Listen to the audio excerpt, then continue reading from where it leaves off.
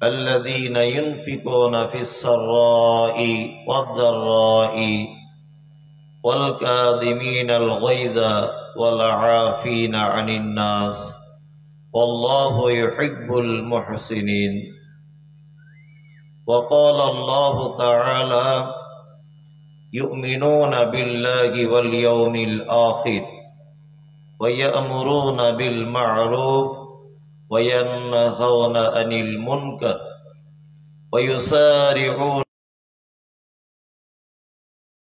من الصالحين। আজকের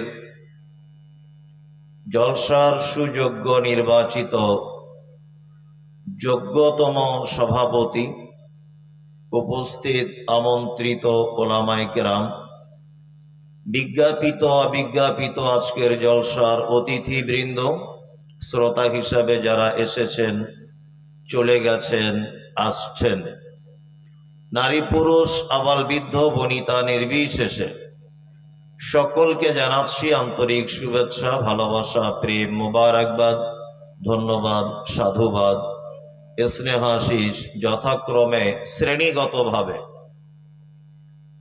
আলহামদুলিল্লাহ, এতক্ষণ পর্যন্ত আপনারা খুব উচ্চশিক্ষিত মানুষদের কাছ থেকে জ্ঞানগর্ভ আলোচনা শুনেছেন। আমি বক্তা, আমার যে বিশাল পাণ্ডিত্য আছে তা নয়, আমি বক্তা, মানে আমার থুতুনির জোর বেশি আর কি, এইটা হচ্ছে আমার বেশি। তা আমি এসেছি আপনাদের সামনে কিছু কথা আলোচনা রাখবো। ওমা তৌফিক ইল্লা বিল্লাহ, আলাইহি তাওয়াক্কালতু ওয়া ইলাইহি উনীব। আমি পবিত্র গ্রন্থ মুকুট আল কোরআনুল কারীমের সূরা আন-নাহল আয়াত নম্বর 97, সূরা আল ইমরান আয়াত নম্বর 134, সূরা আল ইমরান আয়াত নম্বর 113, এই তিনটি আয়াত আপনাদের সামনে তেলাওয়াত করেছি। প্রয়োজন মতো আরো কিছু কোরআনের আয়াত বা আরো কিছু হাদিস যুক্ত করার চেষ্টা করব ইনশাআল্লাহ। আমি কোনো ভূমিকা ছাড়াই, রাত্রি অনেক হয়েছে, একটু পরেই মানুষ চলে যাবে, আমি বক্তব্য আস্তে আস্তে করে শুরু করছি। আল্লাহ সুবহানাহু ওয়া তাআলা পবিত্র আল কোরআনের সূরা আন-নাহল আয়াত নম্বর 97 তিনি বলছেন, মান আমিলা সালিহাম মিন যাকারিন আও উনসা ওয়া হুয়া মুমিনুন।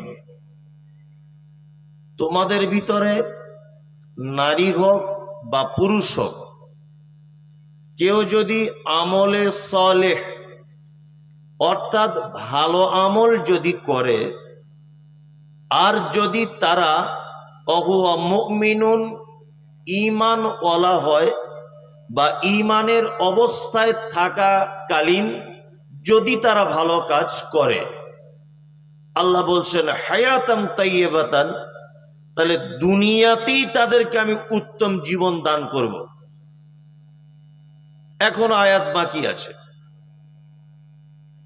আল্লাহ সুবহানাহু ওয়া তাআলা বলছেন, তোমাদের ভিতরে নারী পুরুষ যে কেউ হোক, যদি আমলে সালেহ যদি করে, তাহলে তারা যদি ঈমানের অবস্থায় যদি করে, তাহলে তাদের জন্য দুনিয়াতেই আমি উত্তম বসবাসের ব্যবস্থা করে দেব।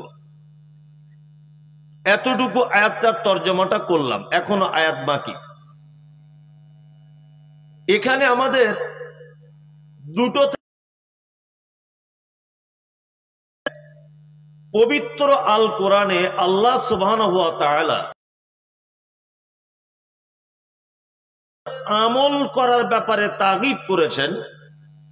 সমস্ত জায়গায় শব্দ ব্যবহার করেছেন, নয় আহসানু আমালা, নয় আমলে সালেহ। সূরা মুলকের ভিতর আল্লাহ তাআলা বলছেন, লিয়াবলুয়াকুম আইয়ুকুম আহসানু আমালা। হায়াত এবং মওত কেন আমি সৃষ্টি করলাম? আমি তোমাদের পরীক্ষা করব যে তোমাদের ভিতরে উত্তম আমলকারীকে। এখানে বলা হচ্ছে আহসানু আমালা, আমরা সূরা 3-এ দেখি ইল্লাল্লাযীনা আমানু ওয়া আমিলুস সলিহাত, যারা ঈমান আনে আর সৎ কর্ম করে, আমলে সলেহ যারা করে। আর অত্তর আয়াতে আল্লাহ সুবহানাহু ওয়া তাআলা বলছেন মান আমিলা সলিহাম মিন যাকারিন আও উনসা, নারী পুরুষ যে কেউ করে সৎ কাজ, ভালো কাজ। দেখুন একটা কথা এবার আপনাদের বলি, কোন প্রোডাক্টে যদি আপনি দেখেন লেখা আছে 100% খাঁটি, তাহলে এই লেখাটা দেখে আপনাকে বুঝে নিতে হবে নিশ্চয়ই একই প্রোডাক্ট অন্য কোম্পানিতে ভেজাল ধরা পড়েছে, তাই না? ওই কারণে এই কোম্পানি তার মালে জনগণের মনে বিশ্বাস যোগাবার জন্য বলছে আমার মালটা 100% খাঁটি, তাই না? তার মানে বুঝে নিতে হবে পৃথিবীতে ভেজাল আমল গাদা আছে। ওই জন্য আল্লাহ তাআলা বলেছেন আমলে সালেহ করো। আল্লাহ যদি শুধু বলতেন আমল করো, এটা একরকম, কিন্তু আল্লাহ বলছেন আমল তো অনেক, তার ভিতরে উত্তম আমলটা তোমরা করো, সালেহ সৎ আমলটা তোমরা করো। বাজারে অনেক আমল আছে না, যার সঙ্গে হাদিস কোরআনে কোনো সম্পর্ক নেই, আছে? আছে। একজন মানুষ, মুমূর্ষ মানুষ, মারা যাচ্ছেন, বিছানায় শুয়ে আছে, আপনি কি করবেন? আপনি তার পাশে বসে কলেমা বলুন, লা ইলাহা ইল্লাল্লাহ। আপনার বলাতে যদি ওই লোকটা শুনে যদি একবার যদি বলে দেয়, তাহলে ও কোথায় থাকবে? জান্নাতে। কোথায়? জান্নাতে, তাই তো? তবে আপনি ওই লোকটাকে বলতে বাধ্য করতে পারবেন না যে তুমি বল। এখন কঠিন বিপদের সম্মুখীন, আপনি ওকে বলতে বললে ও অস্বীকার করে দিতে পারে বা খারাপ কোনো কথা বলতে পারে। ওই জন্য আপনি তার পাশে বসে বলুন, আপনার শোনাতে যদি ও বলে দেয় তাহলে ওর থাকার জায়গা হয়ে যাবে জান্নাতে। এটা মুহাম্মদ সাল্লাল্লাহু আলাইহি ওয়াসাল্লামের শিক্ষা। কিন্তু আমাদের, আপনার আব্বা মৃত্যু যন্ত্রণায় ছটফট করছে, আর আপনি গ্রামে ঘুরে ঘুরে দেখছেন যে কটা মাদ্রাসার ছেলে আছে, দেখি তাদেরকে ডেকে এনে যদি একটু ইয়াসিন সূরাটা অন্তত পক্ষে পড়া যায়, তাহলে মনে হয় যন্ত্রণাটা একটু কমে যাবে, তাই না? এটা অনেক জায়গাতে হচ্ছে কি হচ্ছে না? মানুষ দেখবেন দুলে দুলে দুলে দুলে কোরআন মাজিদ পড়ছে, তাই না? আর মানুষ খুব চালাক, বিশাল চালাক। এখন বর্তমানের মানুষ এত চালাক, সহজে জান্নাতে যাবার রাস্তা বার করে দিয়েছে। কি বলুন তো? ও নিজের ছেলেকে দামি স্কুলে ভর্তি করে গরিবের ছেলেকে দিয়ে 200 টাকায় ওর বাপের জন্য দোয়া করিয়ে নিচ্ছে। কি বললাম বুঝলেন না? খুব শর্টে জান্নাতে যাবার রাস্তা। ওর নিজের বেটা একটা মাদ্রাসায় পড়ায়নি। কি বললাম বুঝতে পারছেন? এলাকায় খুঁজলেন, ও 4টে বেটা, একজন ডাক্তার, একজন মাস্টার, একজন প্রফেসর, আর একজন ওই ব্যাঙ্গালোরে আছে কি একটা ডিগ্রি করছে। আর জলসাতে আছে 50,000 টাকা দিয়ে বলছে মাদ্রাসার প্রতি আমার ভালোবাসা খুব, একটু দোয়া করে দেবেন। আর বক্তারাও তো সেই রকম দোয়া, যেমন টাকা তেমন দোয়া করে দিচ্ছে, একদম জান্নাতে ওকে পৌঁছে দিয়ে তবে আসছে। মানে কি সস্তায় জান্নাতে যাবার একটা লাইন, তাই না? হ্যাঁ। অথচ মুহাম্মদ সাল্লাল্লাহু আলাইহি ওয়াসাল্লাম বলেছেন তালাবুল ইলমি ফরিজাতুন আলা কুল্লি মুসলিমিন, প্রতিটা মুসলিম নরনারীর উপরে দ্বীনের শিক্ষা অর্জন করা ফরজ। ও নিজের বেটাকে দ্বীনের শিক্ষা অর্জন করালো না, অথচ ওই লোকের আব্বা মারা গেছে, ও মাদ্রাসার সমস্ত মৌলভী সাহেবকে দিয়ে দোয়া করিয়ে ওর বাপকে জানা না। মানে এই যে কত রকমের চালাকি আছে, আল্লাহু আকবার। আল্লাহ তুমি জাতিকে হেফাজত করো। আমি তাহলে ইয়াসিন পড়া এটা মুহাম্মদ সাল্লাল্লাহু আলাইহি ওয়াসাল্লামের পদ্ধতি নয়। আপনারা আর একটা জিনিস বলছি, শুনতে ভালো লাগবে, মজাও লাগবে, জ্ঞানও আছে। খুব সামান্য ব্যাপার, যদিও এগুলো আমাদের সহিহ আকীদার গ্রামে হয় না, কিন্তু হচ্ছে বর্তমান বাজারে। দেখবেন শাবান মাসের 15 তারিখে খালা হালুয়া করেছে, বুঝলেন? খালা হালুয়া করেছে। তা খালাকে জিজ্ঞেস করছি, খালা তুমি হালুয়া কেন করলে? বলছে হালুয়া করেছি, তুমি নবীর দুশমন 1 নম্বরে, তোমার নাম তো সেই মমতাজুল, তুমি লামো যাবি তো, তুমি ফারাইজি না, তুমি নবীর বিরুদ্ধে বক্তব্য রাখো। বলছি না খালা এরকম কথা বলিও না। তা তুমি হালুয়া করলে কেন বলো? তা বলছে তুমি জানো না আজকে শবে বরাত নবী দাঁত ভেঙে দিয়েছিল, শক্ত জিনিস খেতে পারিনি ওই জন্য হালুয়া করে দিয়েছি। বলছে হালুয়া করা সুন্নাত। এবার আপনাদের একটা মানে কি যে সব বক্তব্য মার্কেটে চলছে আর মানুষ শুনছে, খারাপ আমল আর ভালো আমল এটা আপনাকে বোঝাচ্ছি আমি। তা ভালো, খালা হালুয়া করেছে কত তারিখে? শাবান মাসের 15 তারিখে। তাহলে শাবান মাস পূরণ হতে এখনো কদিন বাকি? 15 দিন। শাবানের পরের মাসটার নাম কি? রমজান। রমজানের পরের মাসটার নাম শাওয়াল। তাহলে শাবানের 15 দিন, রমজানের 1 মাস, হলো 1 মাস 15 দিন। এখনো পর্যন্ত আল্লাহ নবী সাল্লাল্লাহু আলাইহি ওয়াসাল্লামের দাঁত ভাঙেনি। কি বললাম বুঝলেন? দাঁত ভাঙছে কবে? শাওয়াল মাসের 7 তারিখে উহুদের মাঠে। তার মানে খালা আল্লাহ রসুল মারা যাওয়ার 1 মাস 23 দিন আগে, 1 মাস 22 দিন আগে হালুয়া করে বসে আছে, এখনো দাঁত ভাঙা হয়নি। মানে ও শয়তানের থেকে একটা উঁচু পিড়েতে বসবাস করে, মানে ও চাই নবীর দাঁত ভাঙুক, তাই না? ওই জন্য আগে থেকে হালুয়া করে বসে আছে। এটা একটা খারাপ আমল, এর সঙ্গে ইসলামের কোনো সম্পর্ক নেই। আমলের ব্যাপারে খুব সতর্কতা অবলম্বন করতে হবে আমাদেরকে। যেমন আল্লাহ তাআলা বলছেন আমিলাতুন নাসিবা তাসলা নারান হামিয়া। এক শ্রেণীর মানুষ তারা আমল করবে, আমল করতে করতে করতে করতে করতে করতে তারা ক্লান্ত হয়ে যাবে, তারপরেও তাদেরকে কোথায় দেওয়া হবে? জাহান্নামে দেওয়া হবে। এরা কারা? এরা কারা? এরা কারা? যারা আমল করতে করতে ক্লান্ত হয়ে যাবার পরেও থাকার জায়গা জাহান্নাম। এরা কারা? আল্লাহু আকবার। মুহাম্মদ সাল্লাল্লাহু আলাইহি ওয়াসাল্লাম সম্পর্কে আল্লাহ তাআলা পবিত্র কোরআনের ভিতরে বলছেন ওয়ামা আতাকুমুর রাসূল ফাখুযুহু ওয়ামা নাহাকুম আনহু ফান্তাহু। আমার রাসূল যেটা দেয় সেটা গ্রহণ করো, আমার রাসূল যেটা নিষেধ করে তার থেকে কি দূরে থাকো, তাই তো? এইবার আল্লাহ সুবহানাহু ওয়া তাআলা পবিত্র কোরআনের ভিতরে একাধিক জায়গায় বলছেন আতিউল্লাহ ওয়া আতিউর রাসূল। আমার আনুগত্য করো, সাথে সাথে আনুগত্য করো কার? মুহাম্মদ সাল্লাল্লাহু আলাইহি ওয়াসাল্লামের। তার মানে আমাদের প্রতিটা আমলের ক্ষেত্রে কোন দুটো দিক দেখতে হবে? কোন দুটো দিক? এক, এই আমলটার ব্যাপারে আল্লাহ সুবহানাহু ওয়া তাআলা পবিত্র কোরআনে কিছু বলেছেন কিনা। যদি আল্লাহ না বলে থাকেন, মুহাম্মদ সাল্লাল্লাহু আলাইহি ওয়াসাল্লাম এ ব্যাপারে আদেশ নিষেধ কিছু করেছেন কিনা, এটা দেখা লাগবে কি লাগবে না?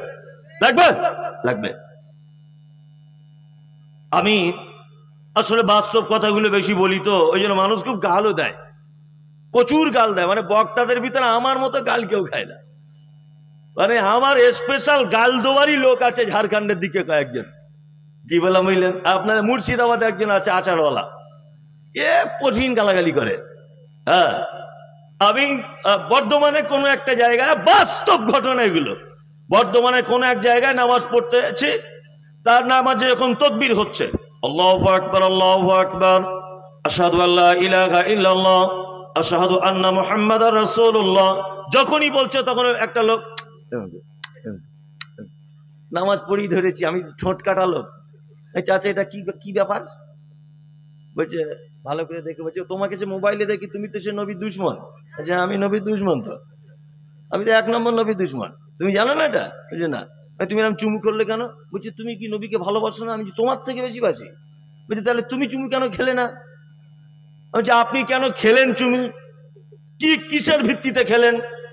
তো বলছে না, ও নবীর মতো লোকের নাম শুনলে চুমু খেতে হবে না। আচ্ছা বাহ, আপনার তো ভালো বুদ্ধি।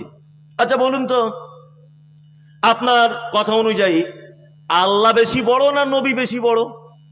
সব দিক দিয়ে ও নিজে তখন বলছে আল্লাহ। আচ্ছা আচ্ছা, তারপরে পরেই বলছে তারপরেই নবী। তাহলে আপনি বলুন, তাকবীর যখন দিচ্ছে মুয়াজ্জিন আল্লাহু আকবার আল্লাহু আকবার, কবার আল্লাহ বললো? 2 বার। আর তুমি নবীর নাম শুনলে কবার চুমুটা মারো? বলছে মিনিমাম 3 বার মারি। তাহলে এবার বলো নবীর থেকে আল্লাহ কত বড়? বলছে এটা কি আর বলা যায়? কোটি কোটি কোটি কোটি গুণ বড়। ধরে নাও 1 কোটি গুণ বড় হবে। বলছে 1 কোটি গুণ ধরে নাও। তাহলে নবীর নাম শুনলে যদি 3 বার চুমু মারো, তাহলে আল্লাহর নাম শুনলে তো 2 বার হয়ে গেল, 6 কোটি বার চুমু খাওয়া উচিত। তা তো ঠিক, আমাকে তো আগে কোনোদিন এরকম ভেঙে কেউ বলেনি। তুমি চুমু মারো অসুবিধা নয়, তবে এই চুমু মারার কারণেই হয়তো তোমার ঠিকানা জাহান্নাম হতে পারে, কারণ মুহাম্মদ সাল্লাল্লাহু আলাইহি ওয়াসাল্লামের পক্ষ থেকে এরকম কোন রায় কি নেই, কোন রায় নেই। ওই জন্য আপনাকে আমলের ব্যাপারে খুব গুরুত্ব দিয়ে দেখতে হবে যে এই আমলটা মুহাম্মদ সাল্লাল্লাহু আলাইহি ওয়াসাল্লামের পক্ষ থেকে কোনো রায় আছে কি না। কারণ আল্লাহ সুবহানাহু ওয়া তাআলা একটা মারাত্মক শব্দ ব্যবহার করছেন কোরআনে, আমিলাতুন নাসিবা তাসলা নারান হামিয়া। আমল করবে, আমল করতে করতে করতে করতে সারা রাত লোকটা নামাজ পড়ছে, ভোরবেলাতে ক্লান্ত হয়ে গেল, কিন্তু তার নামাজটা মুহাম্মদ সাল্লাল্লাহু আলাইহি ওয়াসাল্লামের পদ্ধতিতে হলো না। এই নামাজি থাকার জায়গা জাহান্নাম। খুব সাবধানে থাকবেন। কি বললাম বুঝলেন? এখন আবার কোন মানুষকে যদি ভুল ত্রুটি ধরিয়ে দেওয়া হয় তা আর এক বিপদ, আর এক বিপদ না। নামাজে যখন সেজদায় যায় তখন পাগুলো কেমন করে রাখতে হয়, এইটা আমার আঙুলের মতো করে। তা একটা লোক এইরকম করে আছে, তা তাকে বলছি চাচা কি এরকম করে, বলছে তোর কবরে তুই যাবি, আমার কবরে আমি যাবো, বেশি বাদ করে বকবি না। আর এরকম বেশি কিছু ডিস্টার্ব করলেন মসজিদে আসবো না, যদিও বা আসছিলাম আর আসবো না। দেখেন আপনি কাল সকালে প্রমাণ করুন, যান আপনি আপনার মসজিদে জোহরের সময় একটা লোককে আপনি সংশোধন করে দেন যে চাচা হাতটা এইভাবে ধরে আছো, একটু ভালো করে বাঁধো, রুকুটা এইভাবে করো চাচা, ভুল হচ্ছে। কোনো মতই আপনার কথা শুনবে না, ওর জবাব দিবে এটাই, তুমি কি বড় মৌলভী সাহেব নাকি, আব্দুল কাদেরের পাশে নামাজ পড়েছি কিছু বলে না, আর তুমি কোথাকার কে 4 পয়সা মৌলভী সাহেব, এটাই বলবে। বলবে কি বলবে না? বলবে। তার মানে আমরা সংশোধন নিজেকে করতেও চাই না, আর যদি তাকে সংশোধন করার জন্য বলা হয় সে তেলে বেগুনে জ্বলে যায়, জ্বলে যায় না, জ্বলে যায়। বাস্তব চিত্রের একটা কথা আপনাকে বলি, আমি বলে দিচ্ছি এই কথাটা মুহাম্মদ সাল্লাল্লাহু আলাইহি ওয়াসাল্লাম বলেছেন, আমি বলছি এই পদ্ধতিটা মুহাম্মদ সাল্লাল্লাহু আলাইহি ওয়াসাল্লামের পদ্ধতি, আর ও বারবার বলছে পদ্ধতি আজ থেকে 14 পুরুষ আগে আমার বাপ দাদা করেছে, তাহলে সব ভুল। এটা ওর জবাব, জবাব নয়, জবাব। আমি একটা মায়ের সাথে ছোট ছোট করে মানে দুনিয়াবি একটা উদাহরণ দিয়ে মানুষকে বোঝাই, তাহলে খুব সুবিধা হয়। এদের অবস্থা কেমন জানেন? আমি বলি অনেক জায়গাতে, ওই একটা মেথর পায়খানা ঘর পরিষ্কার করতে করতে দুপুরবেলা ক্লান্ত হয়ে গেছে, রাস্তা দিয়ে আস্তে আস্তে, তার সিমটম কি, তার হাতে একটা বালতি থাকে, একটা ঝাঁটা থাকে, তাই না? এটা দেখলে বোঝা যায় ও মেথর। এখনো রোদ্দুরে গাছের ছায়াতে বসে আছে, তা আর একজন গ্রামে ফেরি করায় আতর বিক্রি করে, আতরওয়ালা, ও এখন কি করছে, ঘুরে ঘুরে ওই গাছতলাতে ছায়াতে এসে বসেছে। এখন বসেই নাক ধরছে এরকম করে, কি ব্যাপার গন্ধ আসছে। তখন ওই লোকটাকে জিজ্ঞাসা করছে, ভাই তুমি কি করো? বলছে লজ্জার ব্যাপার, বলবেন না কাউকে, আমি মেথর, পায়খানা পরিষ্কার করি মানুষের। বলছে তাই? বলছে না, কাজ তো ছোট বড় কিছু নেই, আপনি একটা কর্ম করে খান, ভালো কাজ। তবে ভাই একটা আপনাকে অনুরোধ করে বলছে, আপনার শরীর দিয়ে গন্ধ বার হচ্ছে, আমি তো আতরওয়ালা, জান্নাতুল ফেরদাউস আছে, একটু মেরে দেবো। তো বলছে তাহলে মেরে দেন যদি আপনার সুবিধা হয়। ও পকেট থেকে মোটামুটি জান্নাতুল ফেরদাউসের বোতলটা বার করে ওর সারা শরীরে লাগিয়ে দিয়েছে। লাগিয়ে দেওয়ার পরে চটপট চটপট করে অজ্ঞান হয়ে গেছে। এখন এই আতরওয়ালা খুব বিপদে পড়েছে, বিশাল বিপদ। ঘটনা কি করবে এখন? লোকে আমাকে মারবে, ডাকাত টাকাত মনে করে, চোর টোর মনে করে, ছেনতাইবাজ মনে করে। ও তাড়াতাড়ি করে বুদ্ধি করে একটা টোটো ভাড়া করে বহরমপুর হাসপাতালে নিয়ে গেছে। ডাক্তারবাবু জিজ্ঞাসা করছে আতরওয়ালাকে, তুমি কি করেছো লোকটাকে? বলছে ডাক্তারবাবু আমি গরিব মানুষ, আতরওয়ালা, আমি তো কিছু বুঝি না তেমন, ওর গায়ে গন্ধ বাড়াচ্ছিল মেথর, আমি একটু জান্নাতুল ফেরদাউস মেরে দিয়েছি। ডাক্তার তো বিচক্ষণ লোক, জ্ঞানী লোক, ও বুঝতে পেরে গেছে রোগ কোথায়। আতরওয়ালাকে বলছে শোনো এর কিছু হয়নি, এক কাজ করুন। তা হচ্ছে কি? বলছে হসপিটালের পিছনে দেখুন নতুন বাথরুম হয়েছে, পায়খানা ঘর, ওইখান থেকে কাঁচা মাল এনে নাকে লাগিয়ে দেন, দেখবেন ভালো হয়ে যাবে। বাথরুম ঘর থেকে কাঁচা মাল বার করে নাকে লাগিয়ে দিয়েছে, লোকটা একদম ত্রিক করে লাভ করে উঠেছে। আতরওয়ালা বলছে তো কঠিন জাদুকর, আপনি ডাক্তার না আগে জাদু খেলাতেন? বলছে আমি ডাক্তার, আমার এক্সপিরিয়েন্স হচ্ছে এই, আমার অভিজ্ঞতা হচ্ছে এই। এই লোকটা জন্ম থেকে মানুষের পায়খানার গন্ধ শুকে শুকে আসছে, আর ওকে যদি হঠাৎ করে আপনি এখন জান্নাতুল ফেরদাউস মেরে দেন, ও সহ্য করতে পারে? সারা জীবন বেদাত করে করে করে করে ওর মাথা দমদমের এয়ারপোর্টের মতো হয়ে গেছে। এখন আপনি যদি ওকে একটা সহিহ হাদিস বলেন, তাহলে ও চমকে উঠবে কি উঠবে না? উঠবে না? উঠবে। ও তো বলবেই এটা আমার বাপ দাদা 14 পুরুষ করেছে, কারণ সারা জীবন আমলের ব্যাপারে বেদাতের মধ্যে ডুবেছিল। আজকে যদি লোকটাকে সহিহ হাদিসের কথা বলতে যান, তা ওর একটাই কথা যে মমতাজুল নবীর দুশ্মন, সবে বরাত মানে না, নবীর নাম শুনে চুম্বন খায় না। কি বললাম বুঝলেন না? এই ওই জন্য আপনাকে বলতে চাইছি যে আমলের ব্যাপারে খুব সতর্ক থাকবেন। আম্মা জান আয়েশা সিদ্দিকা রাদিয়াল্লাহু তাআলা আনহা হাদিস বর্ণনা করছেন, মুহাম্মদ সাল্লাল্লাহু আলাইহি ওয়াসাল্লাম তিনি বলছেন, মান আমিলা আমালান লাইসা আলাইহি আমরুনা ফাহুয়া রাদ্দুন। মানুষ এমন কোন আমল করে যে আমলে আমার পক্ষ থেকে কোনো রায় নেই, যে আমলে আমার পক্ষ থেকে কোনো পারমিশন নেই, যদি কোনো মানুষ সেটা আমল মনে করে ফাহুয়া রাদ্দুন, অবশ্যই সেটা বাতিল। অবশ্যই কি ওটা বাতিল, 10 পয়সা কোনো দাম থাকবে না। এইবার আপনাদেরকে আর একটা মজার কথা বলি, বিসমিল্লাহ, আর একটা মজার কথা বলে দিই। আল্লাহ অত্তর আয়াতে বলছেন আমলে সালেহ করবে, আকুয়া মুমিনুন, তবে তোমার ঈমানের অবস্থাতে ভালো কাজ করতে হবে। একটা কথা বলি, ঈমানের অবস্থা ছাড়া যদি কেউ ভালো কাজ করে, তার ভালো কাজের কোনো দাম আছে? আছে? নাই। আছে। আপনি নাই কেন বলছেন? আছে। আপনারা জানেন আমাদের নবী মুহাম্মদ সাল্লাল্লাহু আলাইহি ওয়াসাল্লামের আপন চাচা, নাম তার আবু তালিব। আবু তালিব ইসলামিক ইতিহাসের একটা বাংলা, আরবি, উর্দু, ফার্সি চটি বইয়েও আপনি দেখাতে পারবেন না যে আবু তালিব কখনোই মুহাম্মদ সাল্লাল্লাহু আলাইহি ওয়াসাল্লামের বিরুদ্ধচারণ করেছেন। কোশ্চেন কালে বিরুদ্ধচারণ করেনি, বরং বেঈমান মুশরিকেরা যখন মারতে এসেছে, আঘাত করতে এসেছে, আল্লাহ রসুলের চাচা আবু তালিব প্রাচীরের মতো দাঁড়িয়ে গিয়ে হুঙ্কার ছেড়ে দিয়ে বলেছে, আমার ভাতিজার আনিত দিন কবুল করবে না ওটা ভিন্ন ব্যাপার, কিন্তু আমার ভাতিজাকে আঘাত করলে আমি ছেড়ে কথা বলবো না। চাচা মারা যাচ্ছেন, আল্লাহ নবী সাল্লাল্লাহু আলাইহি ওয়াসাল্লাম বলছেন, চাচা একবার শুধু আমার আনিত দিন আপনি গ্রহণ করে নেন, তাহলে কিয়ামতের দিন আপনি পরিত্রাণ পেয়ে যাবেন। আবু জেহেল, আবু লাহাব বেঈমানদের সর্দারের এসে বলছে, কি ব্যাপার আবু তালিব, সারা জীবন তুমি আব্দুল মুত্তালিবের দিনের উপরে থাকলে, মারা যাবার সময় ভাতিজার ইসলাম নামক ধর্ম মেনে, জীবন ব্যবস্থা মেনে তুমি পৃথিবী থেকে চলে যেতে চাইছো, এটা একটা লজ্জাজনক ব্যাপার। কথোপকথন চলছে, আল্লাহ নবী সাল্লাল্লাহু আলাইহি ওয়াসাল্লামের চাচা বলছেন, ভাতিজা মুহাম্মদ, আমি আমার বাপ আব্দুল মুত্তালিবের দিনের উপরই থাকলাম। কথা বলা শেষ, পৃথিবী থেকে চলে গেলেন আপন চাচা আবু তালিব। মুহাম্মদ সাল্লাল্লাহু আলাইহি ওয়াসাল্লাম তিনি বলছেন, আমার চাচাকে জাহান্নামে দেওয়া হবে। আমার চাচা বলে সাবসিডি এতটুকুই যে দুটি আগুনের মাথার মগজ টকবক টকবক করে ফুটবে। এটা হচ্ছে জাহান্নামের সব থেকে হালকা আযাব, সব থেকে ছোট আযাব। কি বুঝলেন আপনি?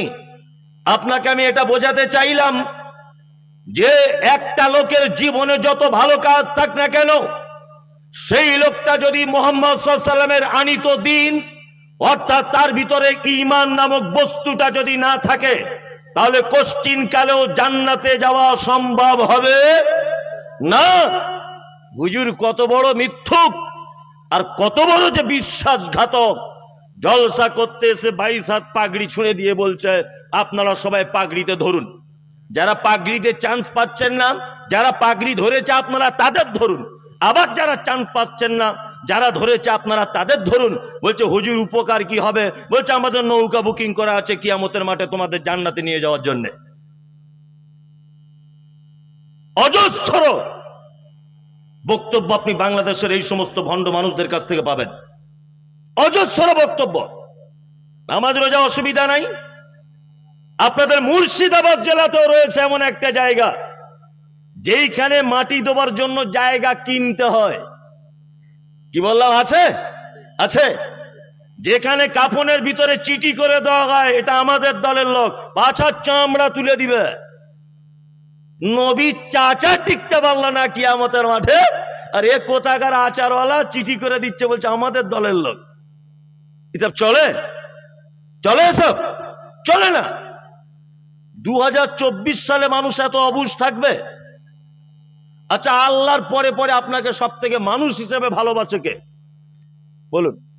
আল্লাহর পরে পরে মানুষ যত আছে, ভাই আছে, বোন আছে, মা আছে, খালা আছে, ফুফু আছে, শ্বশুর আছে, স্ত্রী আছে, ছেলে মেয়ে, আত্মীয় স্বজন, ভাগনা ভাগ্নি, পাড়া প্রতিবেশী, আরো নিকট আত্মীয় কেউ, এর ভিতরে আপনাকে সব থেকে বেশি ভালো কেউ আছে? তারপরে বলছে বউ, মানে বউ ছাড়া কিছু বোঝে না। বাপ রয়েছে জীবিত, বাবা, বাপের নামটা বল, বলছি স্ত্রী। কি বলছি বুঝতে পারছেন না? আশ্চর্য ব্যাপার। বাপের নামটা বল বাবা, যে আমার আব্বা, ও আব্বাটা বাদ দিয়ে হচ্ছে স্ত্রী। তা ঠিক আছে, উনি যেটা ভালো বুঝেছেন উনি সেটাই বলেছেন, এতে আমাদের কোনো আপত্তি নেই। আল্লাহ পবিত্র কোরআনে ভালোবাসা সিরিয়াল করেছেন। কুল, নবী আপনি বলুন, ইনকানা আবা হুকুম, তোমাদের আব্বা মা, আবনা হুকুম, তোমাদের বেটা বেটি, ইখওয়ান হুকুম, তোমাদের ভাই, ও আজওয়াজ হুকুম, তারপরে তোমাদের স্ত্রী। স্ত্রী কয় নম্বরে? 4 নম্বরে। তাহলে ভাই আগে না স্ত্রী? আল্লাহ ব্যবহার করছে ভালোবাসার জিনিস কয়েকটা আছে, তার ভিতরে 1 আবা হুকুম, তোমাদের আব্বা মা, 2 আবানা হুকুম, বেটা বেটি, 3 ইখওয়ান হুকুম, তোমাদের ভাই, 4 আজওয়াজ হুকুম, তোমাদের স্ত্রী। স্ত্রী কয় নম্বরে? তার আগের শব্দ কে? ভাই।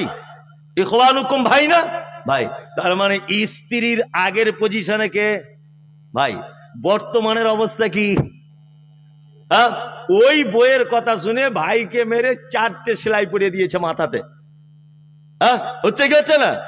আল্লাহু আকবার। যাই হোক, তার মানে প্রথম ভালোবাসা আপনার মা সব থেকে বেশি ভালোবাসে, তারপরের স্থান কার? আপনার আব্বার, তাই তো? তারপরের স্থান কে? কি? আপনার ছেলে মেয়ে। তারপরে কে? আপনার ভাই। তারপর আপনার স্ত্রী। আল্লাহ তাআলা পবিত্র কোরআনের মধ্যে বলছেন, ইয়াউমা ইয়াফিরুল মারউ মিন আখিহি ওয়া উম্মিহি ওয়া আবি ওয়া সাহিবাতিহি ওয়া বানি। গোটা কিয়ামতের মাঠ, নবী ইব্রাহিম ইয়া নফসি, নবী ঈসা ইয়া নফসি, নবী মূসা ইয়া নফসি, নবী জাকারিয়া ইয়া নফসি, নবী হারুন ইয়া নফসি, নবী ইব্রাহিম ইয়া নফসি, নবী ইসমাইল ইয়া নফসি, নবী ইউসুফ ইয়া নফসি।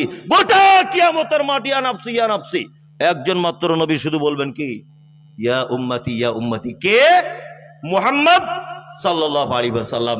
এটা হচ্ছে কিয়ামতের মাঠের অবস্থা। আল্লাহ তাআলা বলছেন, ইয়াউমা তারাউনাহা তাযহালু কুল্লু মুরজিআতিন আম্মা আরজাত ওয়া তাযাউ কুল্লু যাতি হামলিন হামলাহা ওয়া তারান নাসা সুকারা ওয়া মা হুম বিসুকারা ওয়ালাকিন আযাবাল্লাহি শাদীদ। একজন মা তার বাচ্চা নিচের দিক দিয়ে পড়ে যাবে, বুঝতে পারবে না বাচ্চা কি করে হলো। একজন দুগ্ধ দানকারিনী মা, তার বাচ্চা তার পাশে এসে বলবে, মা আমাকে দুধ দাও। মা সেদিন তার বাচ্চাকে দুধ পান করাতে ভুলে যাবে। এর নাম কিয়ামতের মাঠ। মানুষকে দেখতে পাওয়া যাবে, হিতাহিত জ্ঞান নেই, তার কোনো জ্ঞান শূন্য, মাতাল যেমন করে টলমল টলমল করে ঘুরে, মানুষ কিয়ামতের মাঠে টলমল করে ঘুরবে। আল্লাহ বলছেন, আমা হুম বিসুকারা, একজনও মদ পান করেনি, ওয়ালাকিন আযাবাল্লাহি শাদীদ, শুধু আমার কঠিন ভয়াবহ আযাবের কারণে মানুষ কিয়ামতের মাঠে মাতালের মতো করে ঘুরছে। এইরকম একটা বিভীষিকাময় দিনে, এইরকম একটা কঠিন দিন সম্পর্কে আল্লাহ তাআলা বলছেন, ইয়াউমা ইয়াফিরুল মারউ মিন আখিহি ওয়া উম্মিহি ওয়া আবি।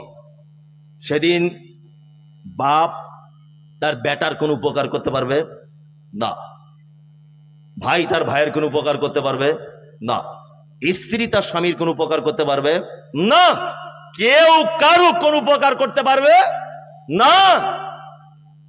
অথচ হুজুর বলছেন যে আমি নৌকা ভাড়া করে রেখেছি। আপনার বাড়ি কি গ্রাম? এটা ছক্করনগর, ডাঙ্গাপাড়া। আপনার বাড়ি ডাঙ্গাপাড়া, পীর সাহেবের বাড়ি এখান থেকে 550 কিলোমিটার দূরে। আপনি যার মুরিদ, যে মা পেটে ধরলো ওই মা কিয়ামতের দিন উপকার করতে পারবে না। 550 কিলোমিটার দূর থেকে নৌকা নিয়ে আসবে। এটা হযরত ওমরের জামানা যদি হতো না, এদেরকে ধারালো ছুরি দিয়ে কচকাচ করে কেটে দিত সব। একজনকে বাঁচার অধিকার থাকতো না। কি বললাম বুঝলেন? ঈমানের অবস্থায় ভালো কাজ করতে হবে। এইবার আর একটা কথা আল্লাহ বলছেন, হায়াতান তাইয়্যিবাতান। ঈমানের অবস্থায় যদি তোমরা ভালো কাজ করো, আরে আখিরাতে তো যা দিব দুনিয়াতেই তোমাদেরকে পুরস্কার দিয়ে দেব।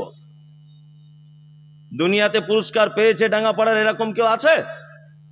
যে মাদ্রাসায় 50,000 টাকা দান করেছি, বাড়িতে 50,000 টাকা রাখা ছিল, বাড়িতে গিয়ে বাক্স খুলে দেখছি ওটা 1.5 লাখ টাকায় পরিণত হয়েছে।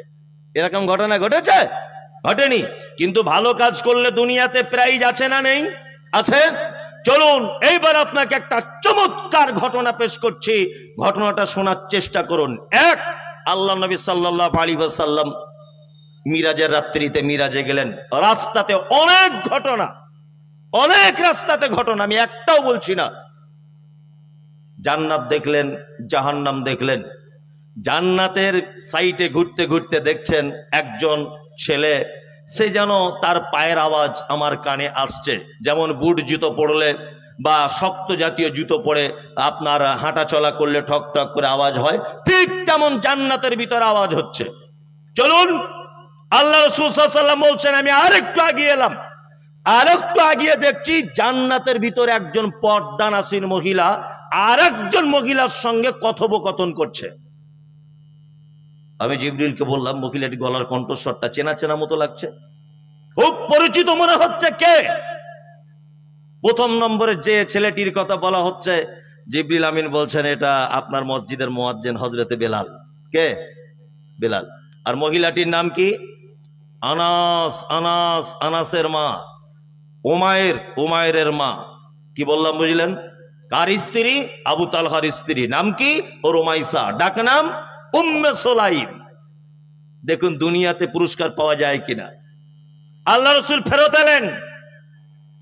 ফেরত আসার পরে হযরতে বেলালকে ডেকে বলছেন, বেলাল, এক আশ্চর্য ঘটনা ঘটে গেল।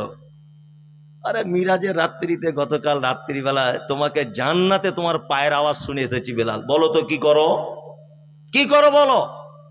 হযরতে বেলাল বলছেন, আল্লাহ রাসূল, তেমন তো কোনো আমল নেই, আমার একটি ছোট্ট আমল আছে। আমলটা হচ্ছে এই যে দিনের বেলা যতবার অজু নষ্ট হয়ে যায় ততবার অজু করে 2 রাকাত নফল সালাত আদায় করি, এইটুকুই আমার উত্তম আমল, আর তো কোনো উত্তম আমল নেই। বেলালকে, বেলাল হচ্ছে সেই ইথিওপিয়া দেশের মানুষ, দক্ষিণ আফ্রিকার ইথিওপিয়া শহরের মানুষ, হাবশি দেশের মানুষ। ঠোঁটগুলো খুব লম্বা চওড়া, মাটির দিকে ঝোলা, আর মাথার চুলগুলো পাখির বাসার মতো, আর কালো কুচকুচে লোক হযরতে বেলাল। কিন্তু আল্লাহ রাসূল সাল্লাল্লাহু আলাইহি ওয়াসাল্লাম কি বলছেন? জান্নাতের ভিতরে দেখে এলেন কাকে? বেলালকে। আচ্ছা বলুন, তখনও বেলাল বেঁচে ছিলেন না মারা গিয়েছিলেন? বেঁচে ছিলেন। তাহলে বেঁচে থাকা অবস্থা আল্লাহ রাসূল সাল্লাল্লাহু আলাইহি ওয়াসাল্লাম তাকে জান্নাতে তার পায়ের আওয়াজ শুনছেন। আবু তালহাকে ডাকলেন। আল্লাহ রাসূল বলছেন, আবু তালহা, একটা আশ্চর্য ঘটনা শুনে নাও। আমি তোমার স্ত্রীকে জান্নাতের ভিতরে দেখে এলাম।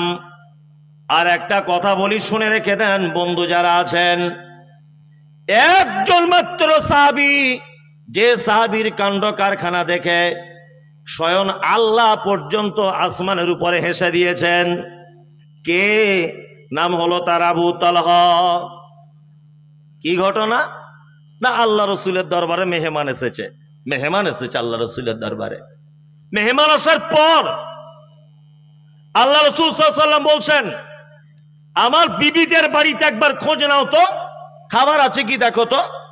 আবু তালহা বলছেন যে আল্লাহ রসুলের বাড়িতে তখন 11 জন স্ত্রী ছিল। কতজন?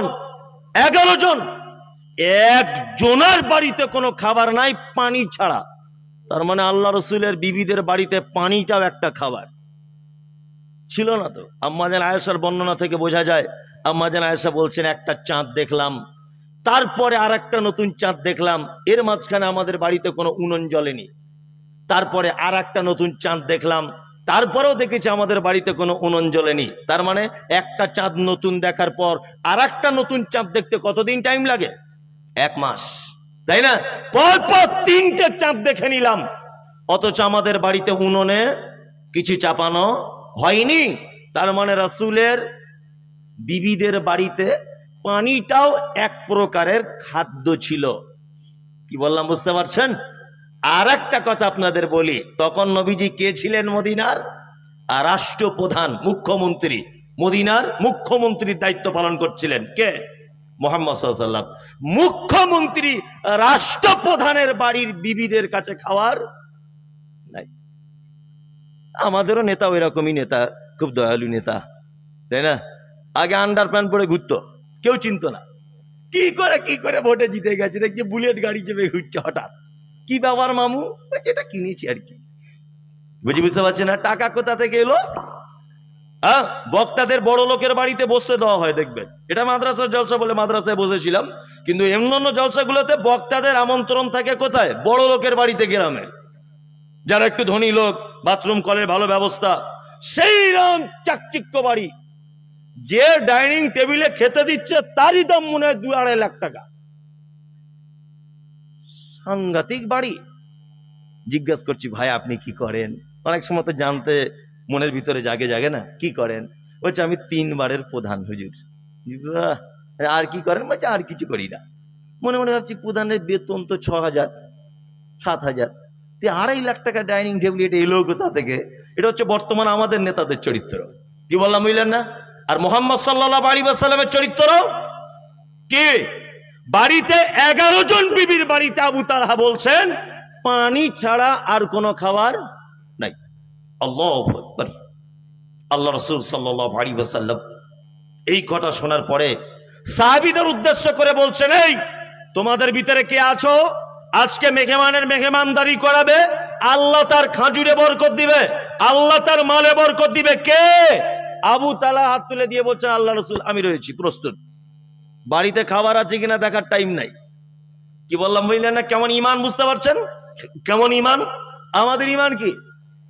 জুম্মার দিনে 4টে অন্ধ লোক এসেছে চাঁদা তুলতে, সেক্রেটারি একবার এইরকম করে দেখছে, মোতাল্লি এরকম করে দেখছে, অবস্থা খারাপ, 4 জন, সবাই বাড়ি চলে গেল। লাস্টে ইমাম সাহেব বলছে, কই গো, কেউ চাটি ভাতের ব্যবস্থা করেন? অথচ আপনার স্ত্রী 4 দিনের আদা রসুন একসাথে বেটে ফ্রিজে, ডিপ ফ্রিজের ভিতরে রেখে দেয়, এত সুখ। হ্যাঁ, তারপরেও আপনার বাড়িতে একটা মেহমান ভাত পায় না, একজন মেহমানের ভাত জোটে না। প্রত্যেক জুম্মাতে অন্তত পক্ষে আপনার স্ত্রীকে বলে রাখবেন এটা, যে আমাদের বাড়িতে একটা লোক খাবে। মৌলভী সাহেব, যদি মেহমান না আসে ওই খাবারটা আপনি এসে খেয়ে যাবেন না। দেখবেন ওই লালগোলার একটা লোক শুকটি মাছ বিক্রি করতেছে, যে জুম্মার নামাজ পড়তে মসজিদে ঢুকেছে, লালগোলাতে তার বাড়ি, ও মুসলিম, ও 5 ওয়াক্ত সালাত আদায় করে, ও মসজিদে ঢুকেছে, ওকে ধরে বাড়ি টেনে নিয়ে যান, ভাই আমাদের বাড়িতে চাটি খেয়ে যাবেন। আর একটা পদ্ধতি বলে দিই, জামাই আসলে ফোন করে আসে 1 সপ্তাহ আগে, মা আমি যাচ্ছি 3 জন বন্ধুকে নিয়ে। 1 সপ্তাহ আগে যখন ফোন করেছে, তাকে খাওয়ানো খুব কঠিন। দেশি মুরগা, চমচম, মিষ্টি দই আর 7 আপ, সালাড, ডিম সিদ্ধ 4টে-5টা করে, কারণ ও ফোন করে এসেছে। কিন্তু যে লোকটা জুম্মার দিনে অন্ধ লোক, তার বেটির বিয়ের জন্য চাঁদা তুলতে এলো, বলুন তো ও কাউকে ফোন করে এসেছে যে আমি যাচ্ছি একটু বিরিয়ানির ব্যবস্থা করিও? এরকম কোনো ব্যাপার আছে নাকি? তার মানে মেহমানকে খাওয়ানোর মতো সহজ পদ্ধতি আর কোনো পদ্ধতি নাই, খুব সহজ পদ্ধতি। চলুন, আবু তালহা বাড়িতে মেহমান নিয়ে গেছেন রাতের বেলা, দরজায় কে? আল্লাহ রাসূলের সাহাবী আবু তালহা। বাড়িতে কোনো খাবার আছে? বাড়িতে খাবার আছে। 3টে কথায় বিবিকে বললেন। কটি? 3টি। 1, সাথে মেহমান, আল্লাহ রাসূলের মেহমান। 2, খাবার আছে। হ্যাঁ, খাবার আছে। 2টি বাচ্চা ছেলের মতো খাবার আছে, 2টি বাচ্চা ছেলের খাবার। আচ্ছা, শেষ। আচ্ছা, এক কাজ করো তাহলে, খাবার পাকাতে শুরু করে দাও। 3, তখনকার দিনে ইলেকট্রিক ছিল না, কারেন্ট ব্যবস্থা ছিল না, প্রদীপের আলো মানুষ ব্যবহার করত, তাই না? এখন একটি সুন্নতের মাঝখানে লুকিয়ে আছে, কি? মেহমানের সঙ্গে খেতে হবে। এর ভিতরে একটা লজিক আছে, লজিকটা বলে দিই, দেখবেন আপনার দিমাগ খুলে যাবে।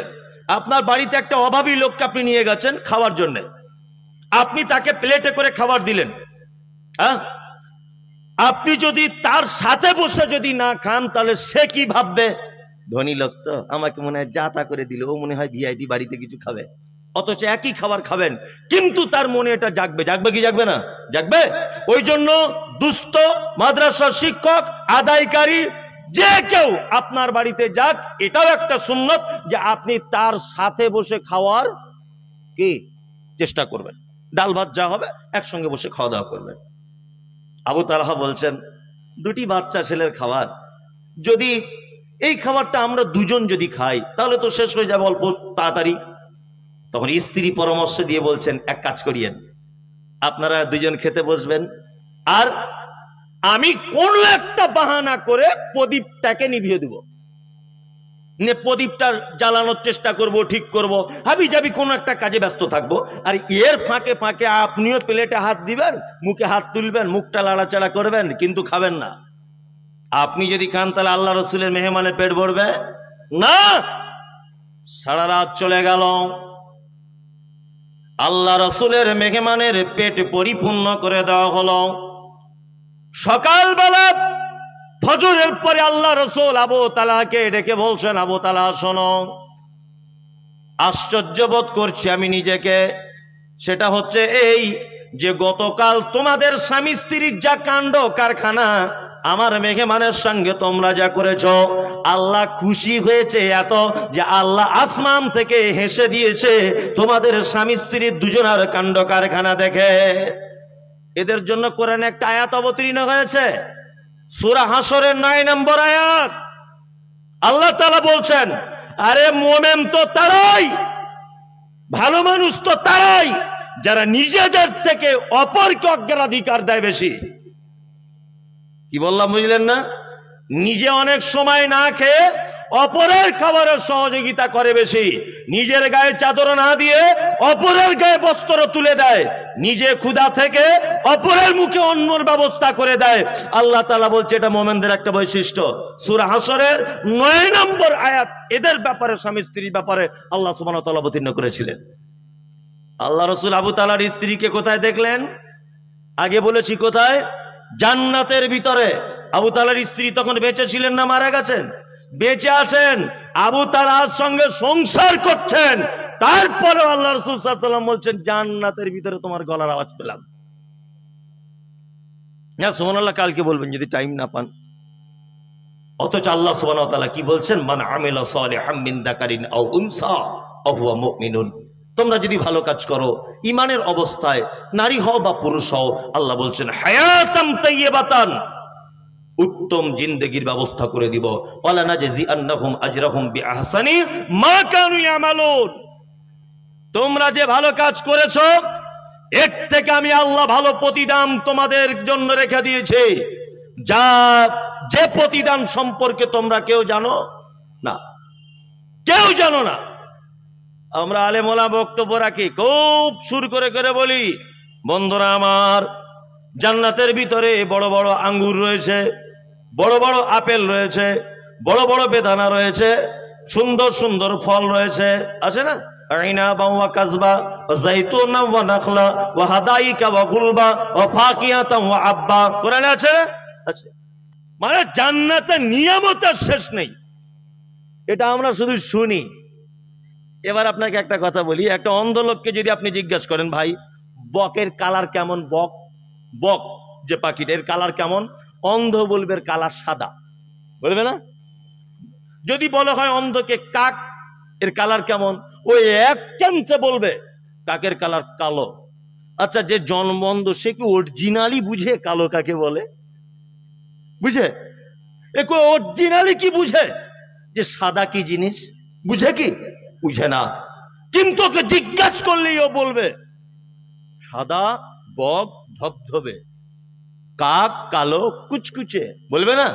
হ্যাঁ, অমুকটা লাল টকটকে, হলুদটা একেবারে গড়গড়ে, বলবে কি বলবে না? বলবে। কিন্তু আদেও জানে না।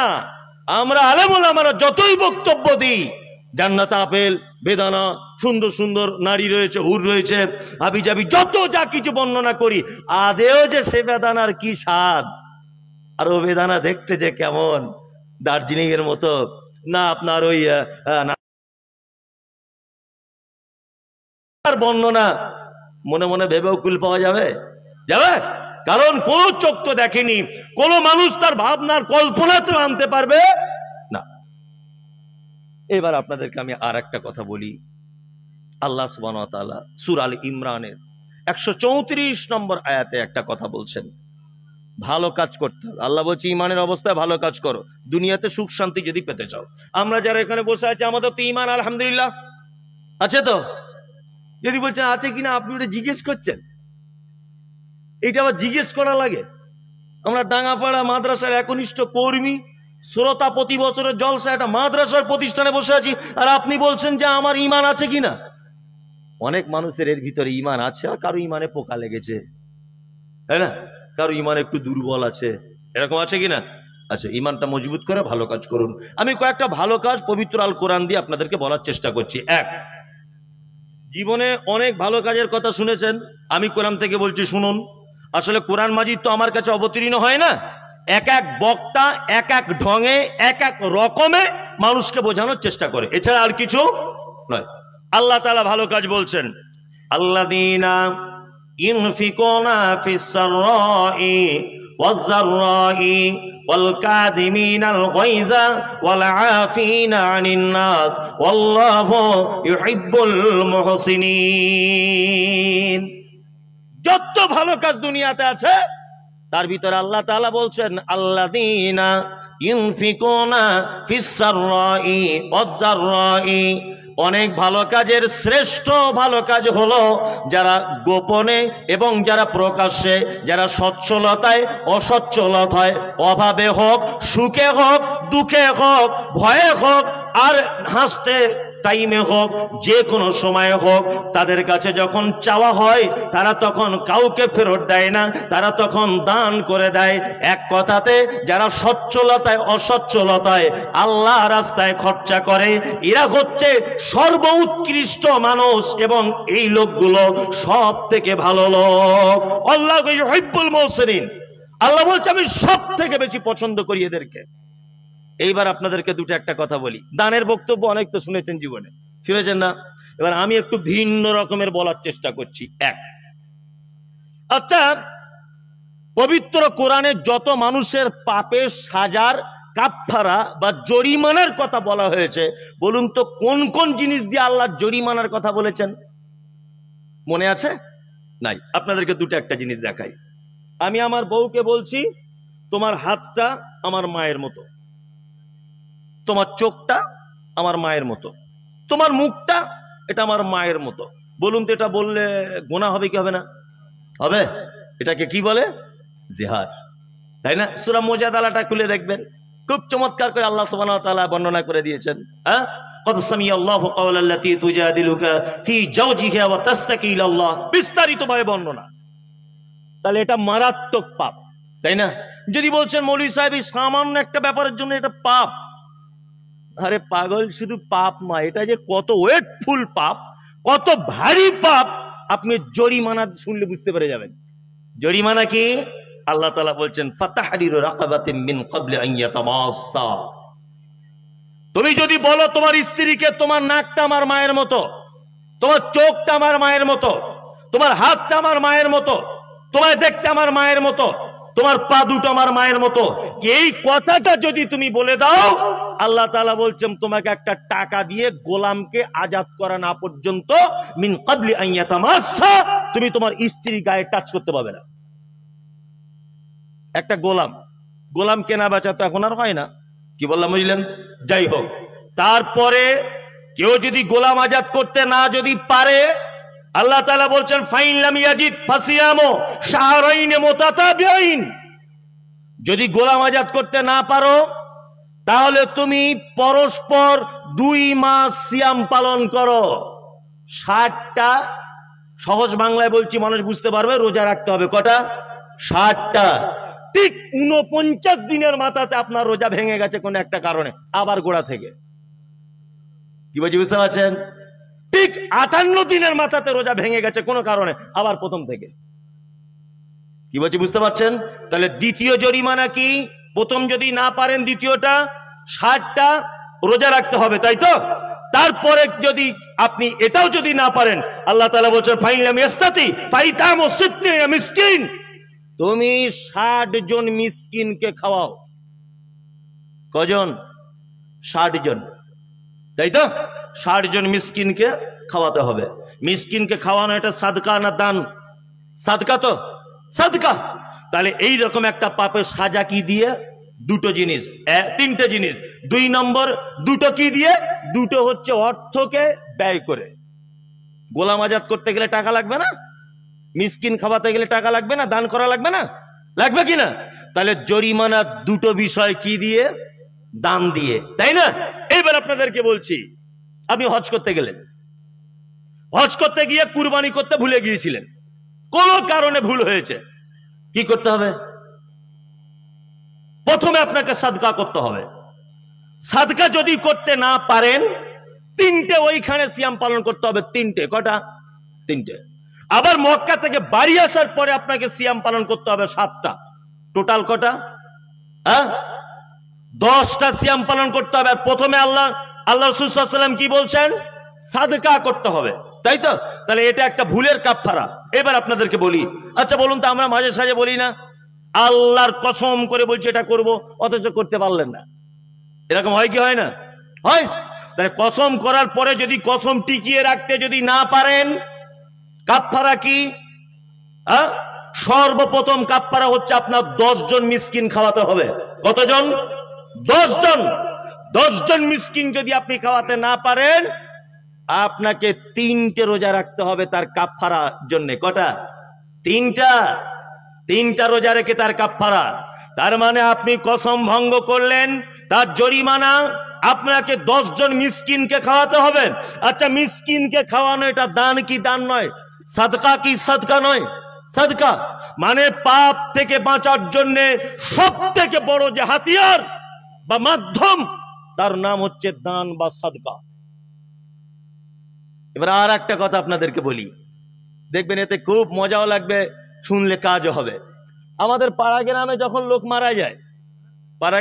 লোক মারা যায়, খুব নিঃশ্বাস নিতে কষ্ট হচ্ছে, করছে না? করে না? করে। তখন আমরা কি করি? তখন কি করি? খালা একটু গরম দুধ দাও না ওর গালে, চাচি একটু গরম পানি দাও, ঠান্ডা পানি দাও। দিই কি দিই না? ও কি ঠান্ডা পানির কথা বলছে? ও বলছে যে আমার ঠান্ডা পানি আনো তাড়াতাড়ি, আশরাফুল, খাইরুল তাড়াতাড়ি করে আমার একটু পানি দে, এরকম কিছু বলছে না। আল্লাহ কি বলছেন? ও যখন মৃত্যু যন্ত্রণায় ছটপট করে তখন কি বলে? আনফিকু মিম্মা রাযাকনাকুম মিন ক্বাবলি আন ইয়াতিয়া আহাদাকুমুল মাউত ফায়াকুলা রাব্বি লাউলা আখখারতানি ইলা আযালিন করিন ফাআসাদদাকা ওয়া আকুম মিনাস সালিহিন। একজন মুমিন মানুষের আত্মা যখন বার হয়ে যায়, মালাকুল মউত যখন একজন মুমিনের জানটা যখন কবজ করে, তখন আপনার 1 গ্লাস পানির নিচে যে পানিটা থাকে, পান করার পরে ওই পানিটা যেমন নিচেই ফেলে দিলে কোনো আওয়াজ হয় না, ঠিক তেমন একজন মুমিনের আত্মাকে যখন জিবরিল আমিন নিজের কবজাতে নিয়ে নেয়, তখন কোনো মুমিন মানুষের কষ্ট হয় না। কিন্তু একজন বেঈমান, একজন ডাকাত, একজন সুদখোর, একজন মাতাল, একজন বদমাশ লোক, তার যখন জানটা কবজ করা হয়, তখন জিবরিল আমিন তাকে এত কঠিন করে ধরে যে তার আত্মাটা বার করার সময় তার রগগুলো, চোখের রগগুলো, দাঁতের রগগুলো, মাথার রগগুলো, নাড়ি ভুঁড়িগুলো সব যেন ছিঁড়ে যেন বার হয়ে যায়। আর ও তখন কষ্ট পায়, আর একটা কথা বলেন, কি বলে? ফাআসাদদাকা ওয়া আকুম মিনাস সালিহিন। আল্লাহ গো, পৃথিবীতে তুমি আমাকে আর একবার যাওয়ার সুযোগ দাও, আর 1টা ঘন্টা তুমি আমাকে সুযোগ দাও। তুমি যদি আমাকে সুযোগটা দাও, তাহলে আমি অন্য কিছু করতে পারি আর না পারি, আমি গিয়ে একটু সাদকা করে ভালো মানুষদের আসবো, তারপরে তোমার কাছে আসবো। এবার আপনাদেরকে একটা কথা বলি, তাহলে যে লোকটা মৃত্যু যন্ত্রণায় চটপট করছিল, ওই লোকটা কি কামনা করে? আল্লাহ পৃথিবীতে আর একবার সুযোগ দাও, আমি কি করব? সাদকা করে আসবো, দান করে আসবো, আর দান করে ভালো মানুষদের দলে ঢুকে তবে আমি আসবো। এইবার আপনাদেরকে একটা এখানে শিক্ষা দিই। আচ্ছা বলুন তো, দুনিয়াতে যত আমল আছে সব থেকে সহজে করা যায় কোন আমল? জানা আছে? জানা নেই। আপনি যদি মনে করেন আমি নামাজ পড়ব, প্রথমে আপনার শরীরটাকে পবিত্র রাখতে হবে। 2 নম্বরে আপনাকে ওযু কমপ্লিট করতে হবে। 3 নম্বরে আপনি যদি 2 রাকাত নামাজ পড়েন তাহলে মিনিমাম 10 মিনিট আপনার টাইম দেওয়া লাগবে। লাগবে কি লাগবে না? আপনি যদি মনে করেন যে আমি হজ করতে যাব, তাহলে আপনার পাসপোর্ট তৈরি করতে হবে, ভিসা লাগাতে হবে, 5 লক্ষ টাকার খরচা হবে, মেডিকেল চেক আপ করা হবে। আপনি হজে যেতে পারবেন কি পারবেন না? আপনি প্লেনে ওঠার আগে করা হবে, আপনার ভ্যাকসিনের কাগজ আছে কিনা দেখবে, আসা যাওয়া নিয়ে হজ করতে টাইম লেগে যাবে 40 দিন, এখন টাইম করেছে 54 দিন। তার মানে এই ইবাদতটা কমপ্লিট করতে টাইম লাগবে কতদিন? না 50 দিন। আপনি যদি মনে করেন আমি সিয়াম পালন করব, অর্থাৎ আমি রোজা রাখবো, আপনাকে সাহারি খেতে হবে নির্দিষ্ট নিয়মে। সাহারি খাওয়ার পরে আপনাকে কি করতে হবে? আপনার সারা দিন উপোস থাকতে হবে, গালাগালি দিলে হবে না, স্ত্রী মিলন করলে হবে না, এক কথায় অবৈধ জিনিস থেকে আপনাকে দূরে থাকতে হবে। সন্ধ্যাবেলাতে আগে ইফতারি করলেও হবে না, পরে ইফতারি করলেও হবে না, নির্দিষ্ট টাইম আপনাকে ইফতারি করতে হবে। তার মানে এই ইবাদতটা কমপ্লিট হতে কতক্ষণ টাইম লাগলো? 12 থেকে 14 ঘন্টা টাইম লেগে গেল, 15 থেকে 16 ঘন্টা টাইম লেগে গেল। এলাকা বিশেষে, জায়গা বিশেষে এই টাইমটা লাগবে। লাগবে কি লাগবে না? তার লোকটা মরার আগে যদি বলে আল্লাহ আমাকে একটু সুযোগ দাও, একটু হজ করে আসি, হবে? ও হজ করার টাইম পাবে? ও যদি শুধু বলে যে আল্লাহ 2 রাকাত নামাজ পড়ার সুযোগ দাও, তা পানিতে অজু করে তারপরে তো 2 রাকাত নামাজ পড়বে। জি, লোকটা যদি বলে রোজা রাখবো, কত ঘন্টা টাইম লাগবে? 15 থেকে 16 ঘন্টা। কিন্তু লোকটা সহজ একটা আমলের কথা বলবে কি? রব্বি লাউলা খরতানি ইলা আজালিন করিম ফাসাদদাকা ওয়া আকুম মিনাস সালিহিন। একটা বার সুযোগ দাও, আমি দুনিয়াতে যাবার পরে কিছু সাদকা করে তবে আসবো। এটা হচ্ছে সব থেকে অল্প টাইমের ভালো কাজ। পকেটে পয়সা ছিল, ভিখারি এসে বলছে লা ইলাহা ইল্লাল্লাহ, চাচা কিছু দাও, ওটাম করে বার করে 10 টাকার নোট দিয়ে দিলেন, ইবাদত হয়ে গেল। টাইম লাগলো? যদি নামাজ পড়তে বলতেন মিনিমাম 20 মিনিট টাইম লাগতো। অজু করতে হতো, শরীর পাক আছে কিনা আছে, গোসল করতে হতো, সাজদা দিতে হতো, রুকু দিতে হতো, সালাম ফিরিয়ে জিকির করতে হতো, মিনিমাম 20 মিনিট টাইম লাগতো না?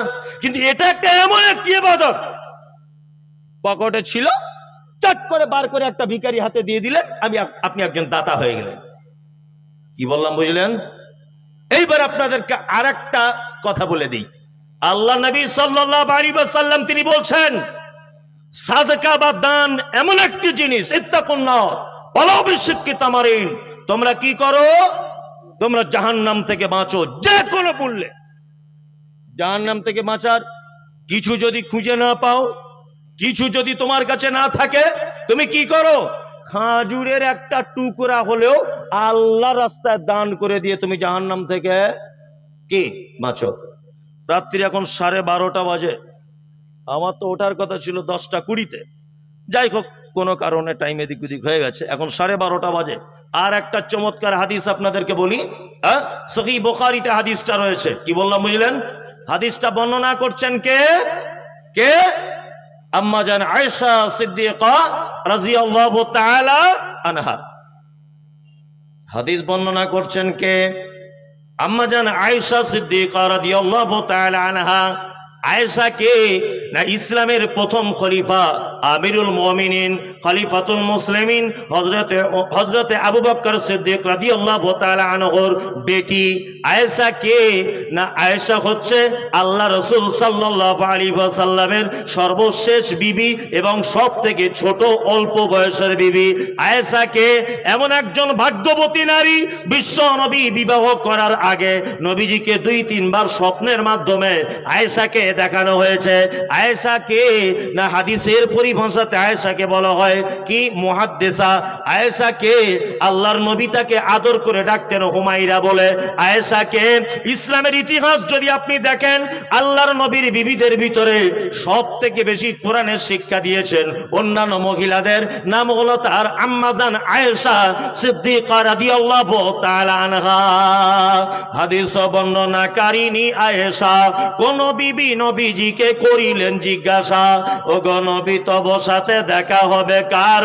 নবী বলে দুনিয়াতে গাতলম বাজার। মাশাআল্লাহ। যাই হোক, আলাউদ্দিন কুলগাছি পাড়া। হাদিসটা আর বলছি না।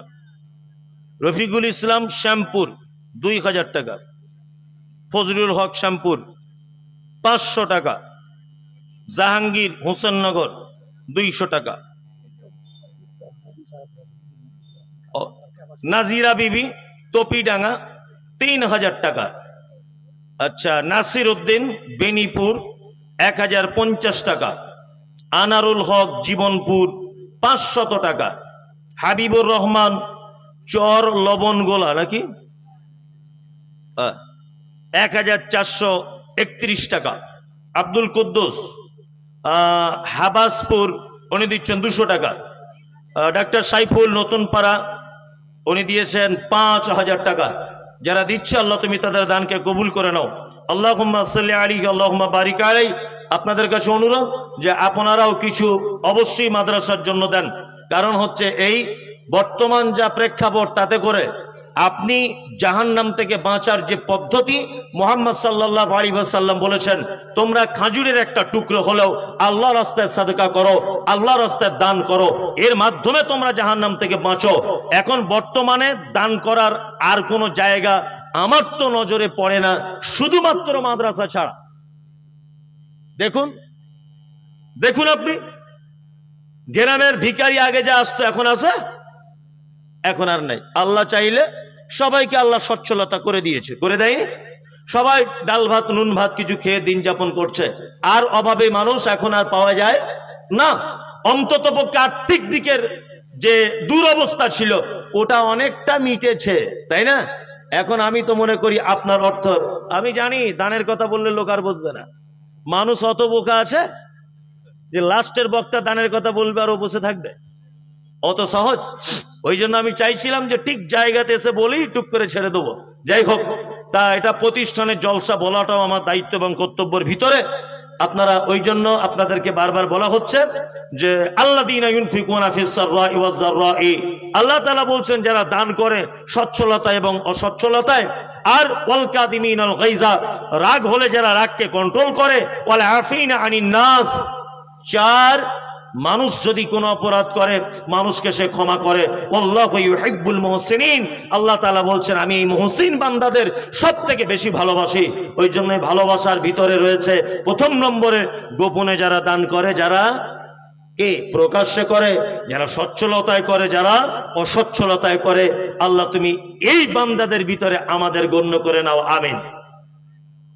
আম্মা জান আয়েশার হাদিসটা বলছিলাম, হাদিস বর্ণনা করেছেন আয়েশা, কোন বিবি নবীজিকে করিলেন জিজ্ঞাসা, ওগো নবী তব সাথে দেখা হবে কার? নবী বলে দুনিয়াতে হাত লম্বা যার। মা আয়েশা বলে এ কথা যখন শুনিলাম কানেতে, কাঠখণ্ড লয়ে হাত লাগিলাম মাপিতে, দেখিলাম বিবি সাউদার হাত লম্বা বলি, আমার মুখেতে ওগো পড়ে গেল কালি। হাত লম্বার অর্থ পরে পারিলাম বুঝিতে, দান ধন যারা করে এই দুনিয়াতে, তারপরে জয়নাব এসে নবীজিকে কয়, কেন জয়নাব আল্লাহ রাস্তায় বেশি করে ক্ষয়? এ গ্রামের মানুষ শুনুন হাদিসটি বুখারীর, জয়নাবে আনন্দ আর আয়েশার মুখ ভারী। সহিহ বুখারী হাদিস এটা। আম্মা জান আয়েশা বলছেন আল্লাহ রাসূল কিয়ামতের দিনে আপনার সাথে প্রথমে দেখা হবে কার? আল্লাহ রাসূল বলছেন আয়েশা যার হাত লম্বা তার। আয়েশা ব্যাপার বুঝতে পারলেন না? একটা কাঠের লাঠি নিয়ে অন্যান্য বিবিদের হাতগুলো মাপছেন, মাপতে মাপতে দেখতে পাওয়া গেল বিবি সাউদার হাতটা লম্বা হয়ে গেছে। আল্লাহ রাসূল, জহিরউদ্দিন বাথানপাড়া বাড়ি 7000 টাকা। যারা দিবেন ভাই একটু এগিয়ে এসে দিয়ে যান। জি 7000 টাকা। আল্লাহুম্মা সাল্লি আলাইহি আল্লাহুম্মা বারিক আলাইহি। দেন, সকলেই দেন। আর একজন ভাই দিলেন 2100 টাকা। 2100 টাকা দিয়েছে একজন। আর একজন ভাই 500 টাকা। যার কাছে যেমন আছে তেমন দিয়ে দেন। আপনার কাছে কিছু অন্তত যা, একজন দিয়েছেন 3000 টাকা। আল্লাহুম্মা সাল্লি আলাইহি আল্লাহুম্মা বারিক আলাইহি। আল্লাহ তুমি তার মালে বারাকা দান করো, হায়াতে তাইয়্যিবা দান করো। যে আশা নিয়তে দান করেছে আল্লাহ তুমি তার আশা নিয়তকে পুরা করো। আসুন ভাই দিয়ে যান। জি, আর একজন ভাই দিয়েছেন 1000 টাকা। 86 লক্ষ টাকা বাৎসরিক খরচা, মানে এটা আপনার হিসাবে আসছে মাথাতে? হ্যাঁ, 86 লক্ষ টাকা যেখানে খরচা, ডাঙ্গাপাড়া মাদ্রাসায় জলসা মানেই 2-5 হাজার টাকা দিতে হবে, এটা আপনার ব্রেনে আজকেই ঢুকিয়ে নেন, আবার আগামী বছরের জন্য রেডি হবে। নজরুল ইসলাম সাহেব 10,000 টাকা, সভাপতি মাদ্রাসার, আল্লাহুম্মা সাল্লি আলাইহি আল্লাহুম্মা বারিক আলাইহি। আর একজন দিলেন 3000 টাকা। আল্লাহ যারা দিচ্ছে তুমি তাদের দানকে গ্রহণ করে নাও। আসুন সকলে আসুন, রাত্রি অনেক হয়েছে, আমি আর বসার কথা বলবো না, তবে আপনার বিদায়ের লগ্নে আপনি আপনার পকেট থেকে, আপনার মূল্যবান সম্পদ থেকে কিছু অর্থ ডাঙ্গাপাড়া মাদ্রাসায় দান করুন। অবশ্যই দেন, কেউ খালি হাতে যাবেন না। এই না, এতে দেবো। জি, সকলেই দেন। তুমি আসমানে থাকো প্রভু, আমি জমিনে। তুমি আসমানে থাকো প্রভু, আমি জমিনে। আর মহিলাদের কাছে ভলেন্টিয়ার্স ভাইরা আছেন, আপনারা মহিলারা যারা আছেন তাদের কাছে দান পাঠিয়ে দিবেন। মিনারুল ইসলাম মিম্বার ও দিনারুল ভাই রমনা ডাঙ্গাপাড়া, উনি দিচ্ছেন 5000 টাকা। বেনামিতে আর একজন হাবাসপুরে 5000 টাকা। মা এবং আব্বার জন্য 5000 দিলেন একজন। আল্লাহুম্মা সাল্লি আলাইহি আল্লাহুম্মা বারিক আলাইহি। আল্লাহ যারা দিয়েছেন তুমি তাদের দানগুলোকে গ্রহণ করো। মাশাআল্লাহ, দানের একটা গতি আছে, আপনারা এই গতি নষ্ট করিয়েন না। 6000 সাদরুল ভাই 6000, আর একজন দিলেন 500, আর একজন 500 টাকা, আরো একজন 500। সকলেই দেন, আল্লাহর রাস্তায় দেন। আল্লাহ এই দৃশ্য গভীর রাত্রিতে নিজে দেখছেন, তিনি আল্লাহ এতক্ষণ গভীর রাত্রিতে শেষ আসমানে এসেছেন, এসে ব্যাপারগুলো দেখছেন। আল্লাহ যে সমস্ত বান্দারা দান করছে তুমি তাদের দানগুলোকে সদরে গ্রহণ করে নাও, বলে দিচ্ছি। জি, সকলেই দেন। আব্দুল গফুর হাজি কমান্ডার 5000 টাকা। দাওলাত রামবাগ উনি দিচ্ছেন 1000। হাজি কলিমুদ্দিন রামবাগ 1000 টাকা। মুক্তার 1000। মুর্তজা 1000। এইগুলো আগে নি, ওগুলো বলা হচ্ছে। দেন, সকলেই দেন, দেন, আলহামদুলিল্লাহ দেন, মাশাআল্লাহ দেন। জি, সকলেই দেন। জি, তুমি আসমানে থাকো প্রভু, আমি জমিনে। তবু তোমারি প্রেম জমে হৃদয় গহীনে। আমি তোমারি গোলাম গো, অন্য। দেন, সকলেই দেন, যারা দিবেন তারা দেন, যারা দিবেন তো দিয়ে দেন। জি, মাশাআল্লাহ। আর একজন ভাই 500 টাকা। সামিউল 2000 টাকা, আর একজন 2000। মাশাআল্লাহ মাশাআল্লাহ, এখানকার মানুষ খুবই দানি, দেখে যা বোঝা যাচ্ছে। তাছাড়া 86 লক্ষ টাকা বাৎসরিক খরচায় প্রতিষ্ঠান চলে। আসুন সকলেই দেন। জি, আল্লাহর রাস্তায় দেন। তুমি আসমানে থাকো প্রভু, আমি জমিনে। তুমি আসমানে থাকো প্রভু, আমি জমিনে। তবু তোমারি প্রেম জমে হৃদয় গহীনে। আমি তোমারি গোলাম গো, অন্য কারণা। আমি তোমারি গোলাম গো, অন্য কারণা। আলিমুল গায়ব তুমি, মালিক রব্বানা। আল্লাহ আল্লাহ আল্লাহ আল্লাহ, তোমারি রহম ছাড়া বাঁচা বড় দায়। কঠিন দিনে কঠিন ক্ষণে বাঁচিয়ে রাখো গো আমায়, কত শত ভুল মাফ করে দাও, কত শত ভুল মাফ করে দাও, জানা কি অজানা আমি তোমারি গোলাম গো, অন্য কারণা। আলিমুল গায়ব তুমি মালিক রব্বানা। আল্লাহ আল্লাহ আল্লাহ আল্লাহ, তুমি আসমানে থাকো প্রভু আমি জমিনে, তুমি আসমানে থাকো প্রভু আমি জমিনে, তবু তোমারি প্রেম জমে হৃদয় গহীনে। যারা দিবেন ভাই দিয়ে দেন, আর তো কেউ বক্তা নেই, শেষ। তাহলে মজলিস ভাঙার দোয়া বলে দি, দিয়ে দেন ভাই, তাড়াতাড়ি দেন। জি, আবুল খায়ের, আবুল খায়ের দিয়েছেন 5000, আর একজন 100 টাকা। সারা রাত শুনে বক্তা আছে, বক্তা নিয়ে আসুন। তোফা খাতুন 1000, ময়না 500, মৃত্যু মায়ের জন্য, মৃত্যু বোনের জন্য দেন, সকলেই দেন। হাজির বেটার বিয়ে হলো কাজীর বেটির সাথে, হাজির বেটার বিয়ে হলো কাজীর বেটির সাথে, কাজীর বেটি বলছে আমি যাব সিনেমাতে।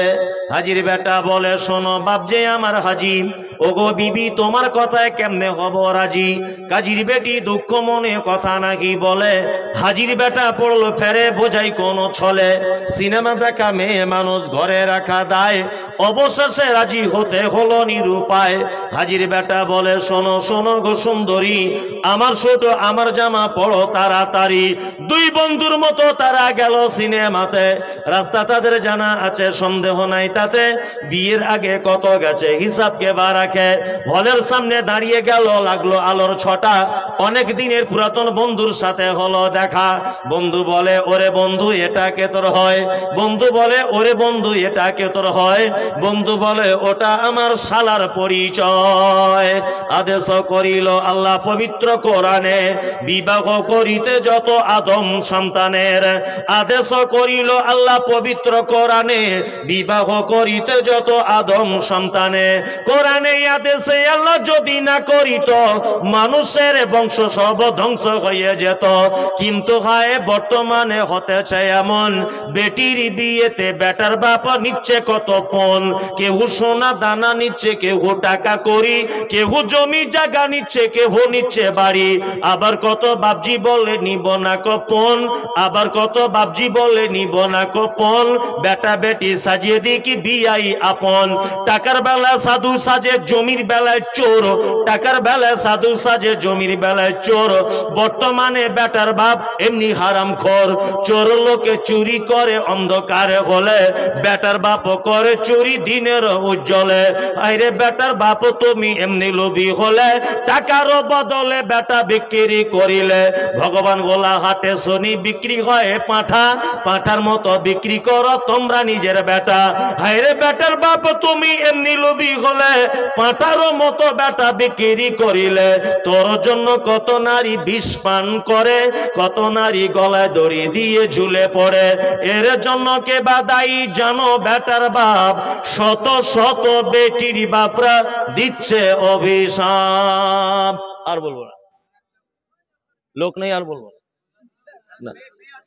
মেয়ে তো আমি কি করবো, মেয়ে আমি কি করবো, ওর তো অন্য জায়গায় থাকুন না। একটা পদ্ধতির উল্টো পাল্টার কারণে এ হয়ে গেল, লোকগুলো থেকে যেত, এতক্ষণ পর্যন্ত বক্তব্য দিলেও থাকতো, তাই না? কিন্তু আদায়ের কথা বললে আর লোক থাকে না। এমনিতে এইটা অ্যালার্জি আছে ভাব সব জায়গাতেই, তাই না? ওই জন্য আদায় কথা বললে চলে যায়, তারপরে আদায়টাও প্রয়োজন আছে অবশ্যই, মাদ্রাসার ব্যাপার। যাই হোক আপনারা দিয়ে দেন। একজন মানে 5,000 টাকা দিলেন না? হ্যাঁ জি, রবনা পাড়াতে একজন ভাই 5,000 টাকা দিলেন, মাশাআল্লাহ।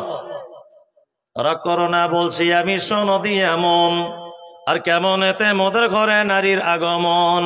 রাগ করো না বলছি আমি সনদি এমন, কেমন এতে মোদের ঘরে নারীর আগমন। যতই কোন নামাজ রোজা দেখা পরেজগারি, বাজারেতে কিনলে শাড়ি সঙ্গে পাবো নারী। আসল নারী মা খাওয়া এলো দুনিয়াতে, ওই নারী হতে এত নারী হিসাবকে বারাখে। বর্তমানে দেখি শুধু নারীর আমদানি, নারীর ফটোয় ব্যবসা চালায় হাজারো দোকানি। মৌলবী মাওলানার হাজি গাজী ভাই, মৌলবী মাওলানার হাজি গাজী ভাই। বর্তমানে নারীর হাতে বাঁচার উপায় নাই, রেডিও টেলিভিশন আর সিনেমা হলে দলে দলে যাচ্ছে পুরুষ নারী আছে বলে। দেশলাইটা হাতে নিয়ে ঠুকতে যাব কাঠি, ঠোকার আগে তার উপরে আছে নারীর পাটি। নববর্ষের দিনে দেখো হাজার দোকানদার, নববর্ষের দিনে দেখো হাজার দোকানদার।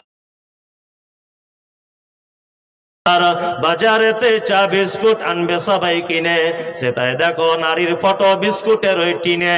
আলকাতরা টিনে দেখো নারীর ফটো আছে, বেশি দামে আলকাতরা বিক্রি হবে বলে। পানের সঙ্গে জর্দা খায় 300 পাতির কোটো, সেটাই দেখো বাদানাইকো আছে নারীর ফটো। বাজারেতে চা বিস্কুট আনে সবাই কিনে, সেটাই দেখো মেয়ে আছে বিস্কুটের ওই টিনে। নিজের টাকায় সাবান কিনে ময়লা দৌড় করে, ময়লা দৌড় যেমন তেমন নারীর ফেরে পড়ে।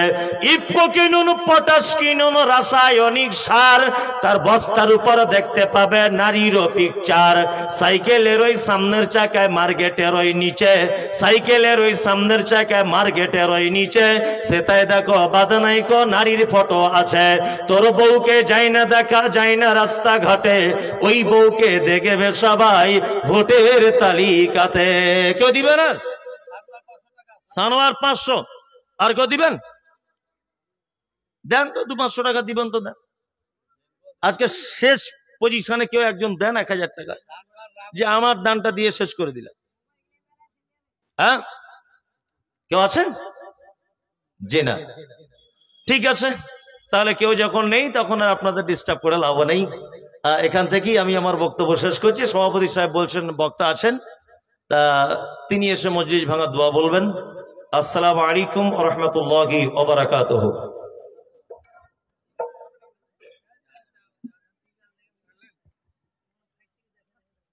ওয়ালাইকুম আসসালাম ওয়া রাহমাতুল্লাহি।